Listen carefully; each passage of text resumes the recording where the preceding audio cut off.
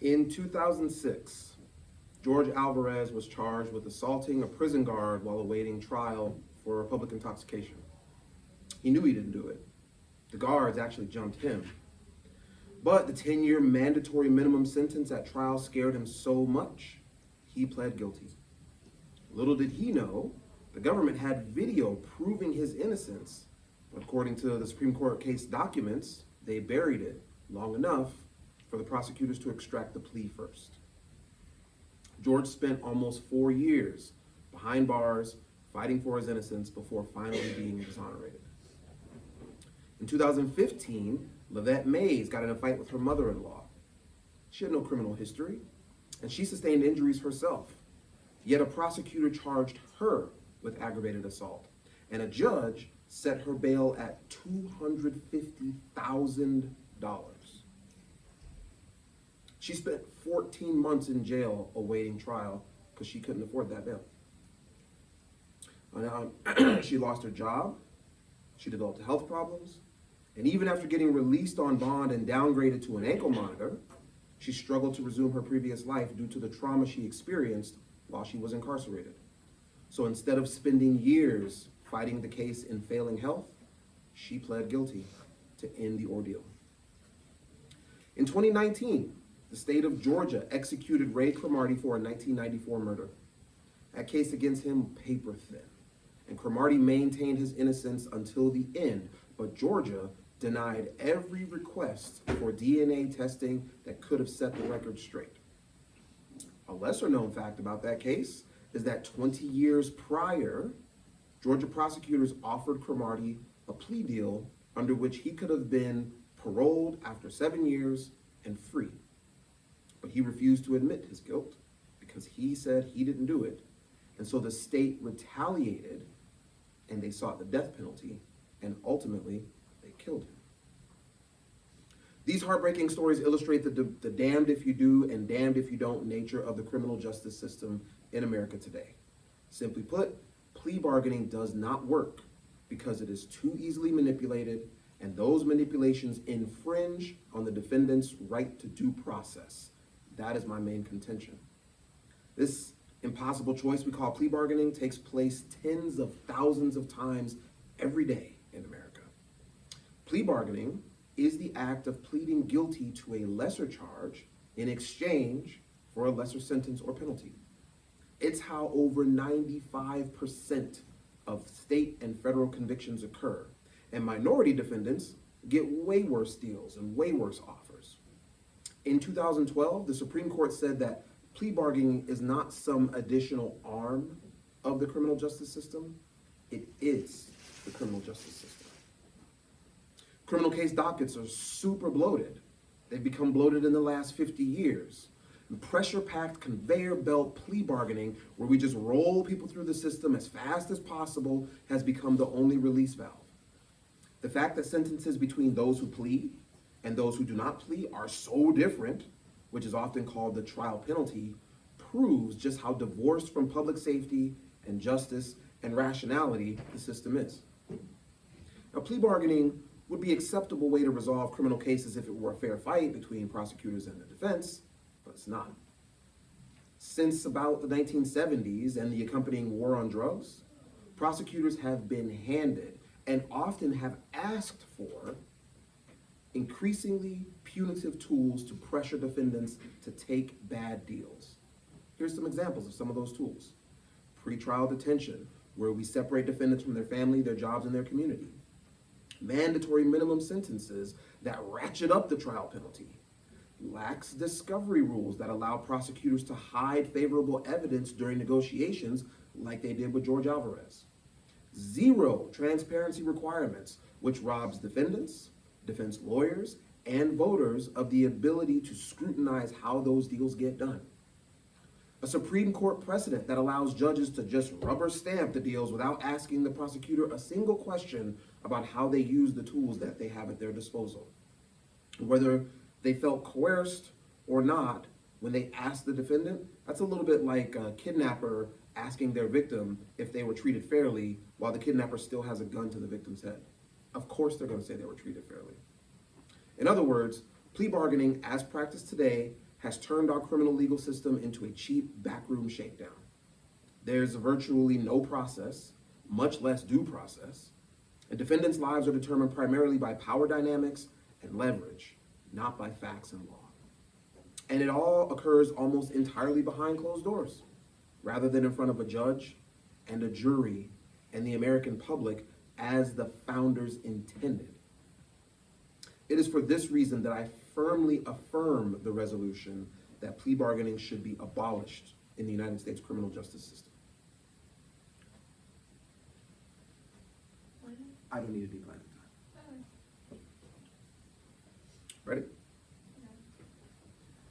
So, my opponent makes a number of outlandish claims that require clarification.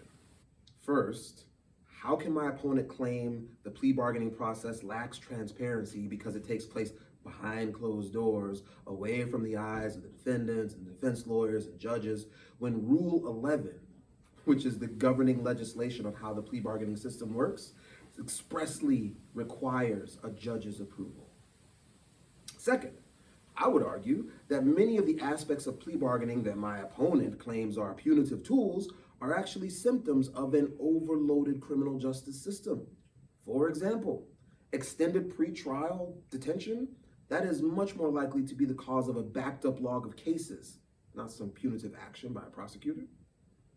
And lastly, I would ask my opponent if he thinks the founder's intent of a trial by jury for every criminal is really feasible today when courts today are trying 18 million cases per year, whereas courts back then, when the founders made that statement, were trying less than 30,000 cases a year. The affirmative claims that the plea bargaining system doesn't work. They say the system promotes inequality and injustice and fear because of the way it is misused and abused. And prior to 1975, I would be inclined to agree. But in 1975, the criminal justice system made some key amendments to the system itself, specifically Rule 11. The plea bargaining system is outlined by Rule 11, which explains the procedures for plea bargaining, including who is eligible and how the pleas are to be made. In 1975, the following amendments were made to Rule 11. Number one, the judge is required to develop an on-the-record factual basis for the plea. This means that the judge must provide a legitimate reason why a plea is being sought. Number two, the judge must be assured that the plea was made knowingly and without coercion before it is accepted. This means that the prosecution must provide proof that the defendant knows they are making a plea deal, the defendant understands what that deal means, and the defendant is making that deal of their own volition. And number three, courts are not required to accept any plea agreements no matter what. This means that even if the prior conditions are met, the court does not have to accept the deal. This puts the onus on the individual members of the justice system, not the system itself. That 95 conviction rate associated with plea bargaining, which my opponent himself acknowledged, is proof that the system works. The alternative is either scores of criminals walking free or scores of criminal cases with no resolution, meaning no justice for the families and or the victims. Good. I don't need any planning time.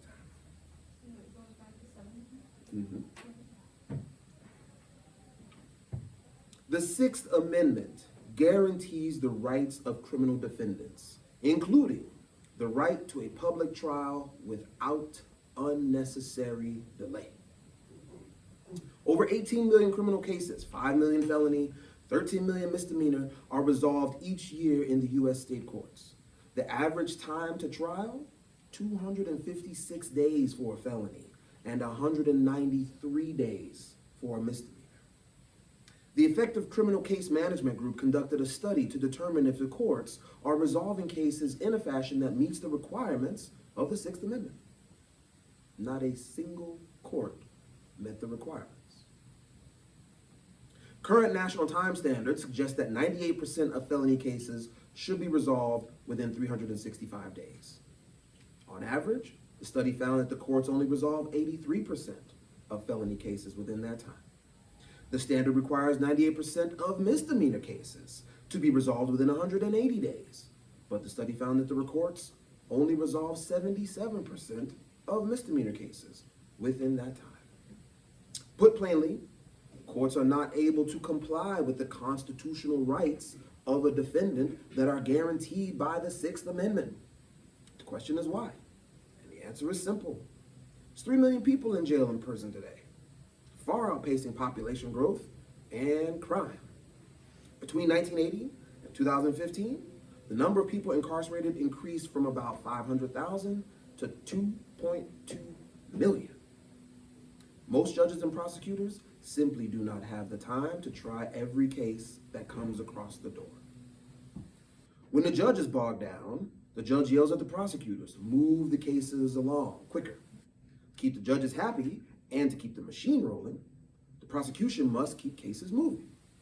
The prosecutors, of course, are concerned about their own calendars.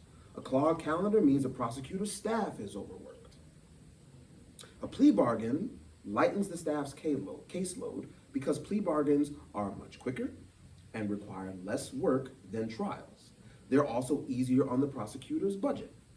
Now, with today's cutbacks and already slim resources, district attorneys feel that they will have additional time and additional resources for more important cases if they conclude a large number of less serious cases with plea bargains. Any injustice that plea bargaining may introduce into the justice process is widely offset by the benefits flowing to the state and to the defendant.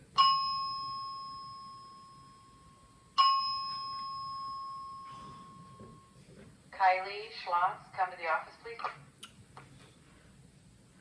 The realities are the system cannot operate without plea bargaining. We cannot handle the volume. This is from Lori Levinson, a criminal law professor at Loyola Law School in Los Angeles.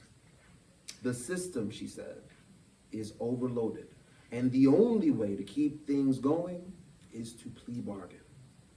This leads me to my contention, which is plea bargaining is necessary to ensure a defendant's Sixth Amendment rights are upheld. It is for that reason that I firmly negate the resolution.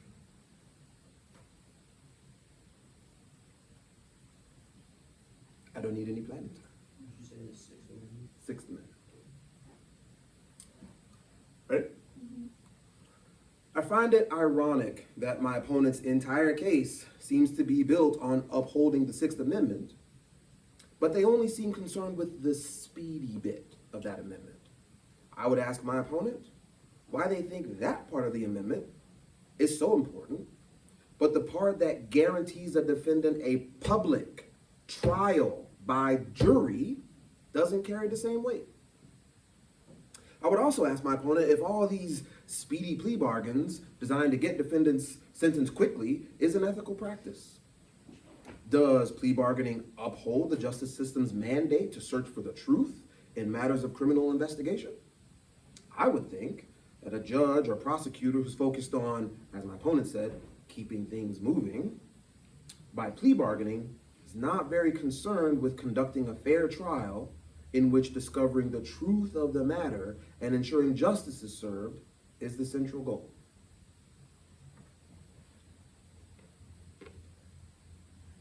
Ready? As for my case, my opponent asks, how can I be sure that the plea bargaining process lacks transparency when there have been changes to Rule 11? That's an easy answer. Rule 11 was amended in 1975, as my opponent said. Every single case I cited, and countless others, occurred after 1975. The amendments to Rule 11 did not stop judges and prosecutors from abusing the system. And while the amendment does require a judge's approval, the process still excludes a jury, which is the very definition of lack of transparency. And pretrial detainment is absolutely a punitive tool. There's no reason to set an uncharacteristically high bail or give no bail at all, in many cases, other than to keep a defendant away from their families and their support systems. This is a form of mental and emotional torture and is often used to coerce defendants into admitting guilt when there is none. Again, this phenomenon is evidenced in the case of Lavette Myers, which I highlighted at the beginning of this debate, a woman who was kept from her family, her children, for 14 months until she could no longer stomach the separation trauma and ultimately pled guilty to end the torture. As for the idea that the justice system from the time of the founders handled far fewer cases and that should justify plea bargaining, I say simply this: if the times have changed so much, but the amendment hasn't changed, then the rights protected in that amendment must be just as important now as they were back then. And the criminal justice system does not have the authority to deny those rights.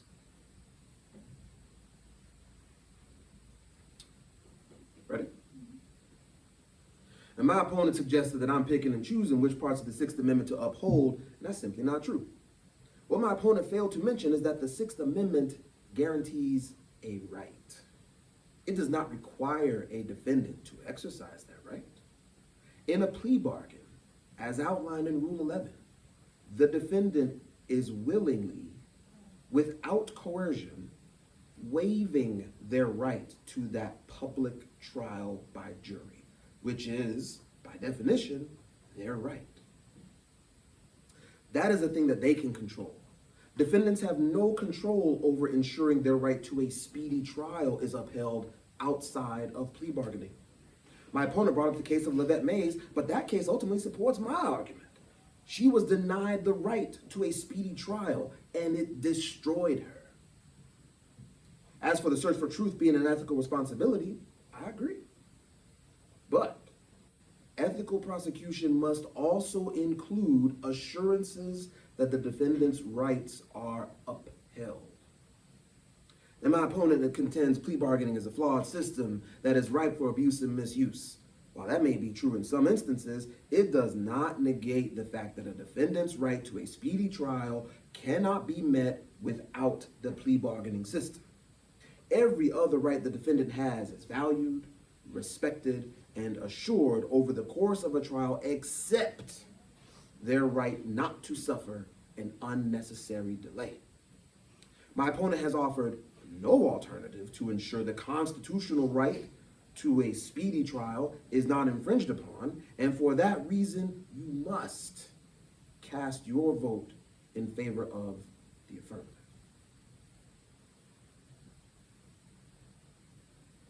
Ready? My opponent refuses to stop picking and choosing which defendant's rights he wants to be upheld.